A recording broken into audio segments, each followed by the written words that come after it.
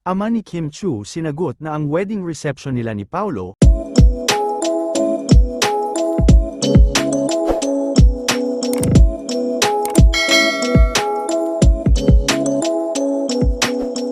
Sinagot ng ama ni Kim Chiu ang wedding reception nila ni Paulo Avellino, na ikinagulat ng marami at ikinahanga ng mga bisita. Ipinakita ng ama ni Kim ang kanyang suporta sa espesyal na araw ng kanyang anak, kaya't pinuri siya ng mga kaibigan at kapamilya dahil sa kanyang pagiging mapagbigay.